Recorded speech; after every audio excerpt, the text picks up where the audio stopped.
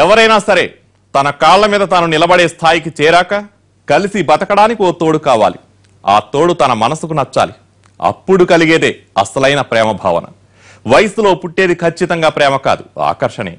ఆ తేడా తెలుసుకున్న వాళ్ళు కెరీర్ పై దృష్టి సారించగలరు. అలా కాకుండా ఆకర్షణకు లొంగిపోతే లైఫ్ రిస్క్ లో పడినట్లే. మరి సుమన్ స్రవంతి సంగతి ఏంటి? ప్రేమ మైకంలో వాళ్ళు ఏం చేశారు? కాలేజీకి వెళ్లినా ఇంట్లో ఉన్న వీళ్ళిద్దరూ ఒకరి గురించి ఒకరు ఆలోచించేవాళ్ళు.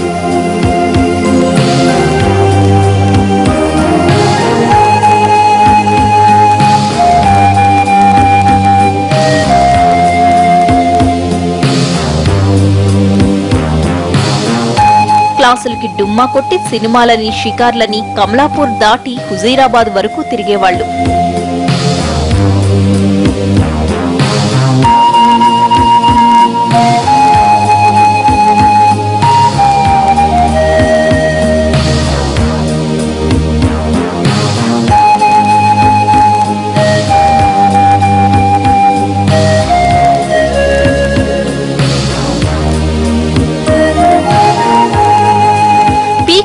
ప్రేమ మైకల్లో కూరుకుపోయినా తమను ఎవ్వరూ గమనించట్లేదని అనుకునేవాళ్లు.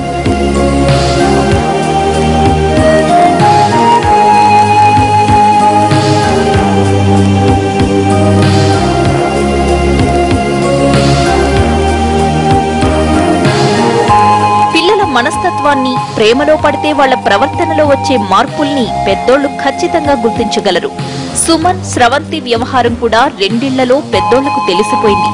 ఇల్లు, కాలేజీ తప్ప స్రవంతికి లోకం పోకడ తెలీదు. సుమన్ పరిస్థితి అంతే. ఇంకా బరువు బాధ్యతలు తెలియని వయసే.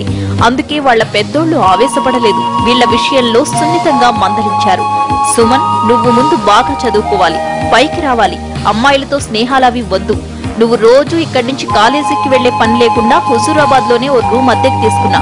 ఇక నుంచి అక్కడే ఉండి చదువుకో అని నాన్న చెప్పడంతో షాక్ అయిపోయాడు సుమన్.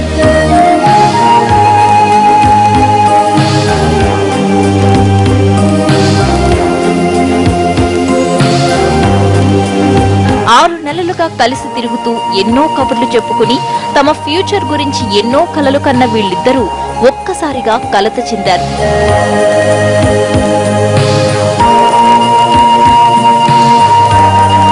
ఇకపై తాము కలవడానికి కుదరదే అని బాధపడ్డారు.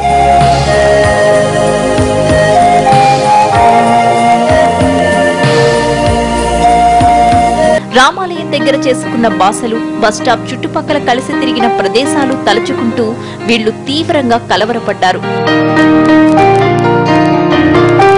నువ్వు లేకపోతే నేనుండలేను, నిన్ను చూడకుండా బతకలేను అని కన్నీళ్లు పెట్టుకుంది స్రవంతి.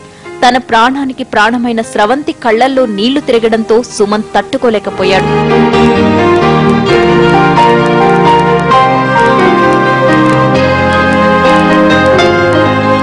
తను ఏడ్చేశాడు.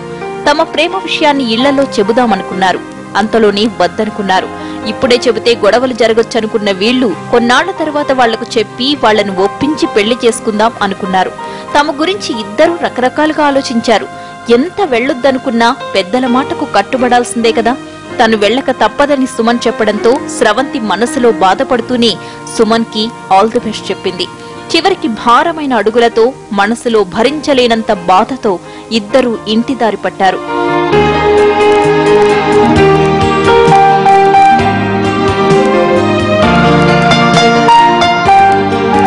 మరునాడు సుమన్ హుజూరాబాద్ వెళ్లిపోయాడు. రోజులు గడిచిపోతున్నాయి. సుమన్, స్రవంతికి మాత్రం క్షణాలు యుగాల్లా గడుస్తున్నాయి. సుమన్ హుజూరాబాద్ లో తీవ్రమైన మానసిక సంఘర్షణకు లోనయ్యాడు.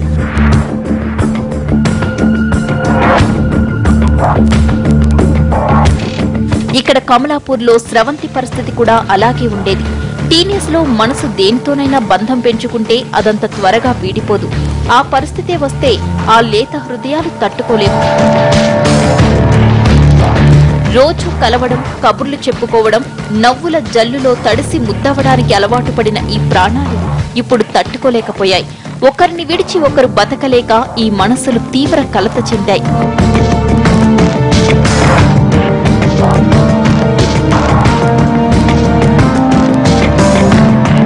స్రవంతి పూర్తిగా షాక్ లోకి వెళ్లిపోయింది. సుమన్ ఆలోచనలు ఆమె మనసులో కల్లోలం రేపాయి. అతని దూరమైన ఎడబాటును తట్టుకోలేకపోయింది. తన వయస్సుకు మించిన ఆలోచనలతో తీవ్ర ఆందోళన చెందింది. ఆమెలో వచ్చిన ఈ మార్పును తల్లిదండ్రులు పెద్దగా పట్టించుకోలేదు. స్రవంతికి తన ప్రేమ విషయాన్ని వాళ్లకు చెప్పేంత ధైర్యం లేదు.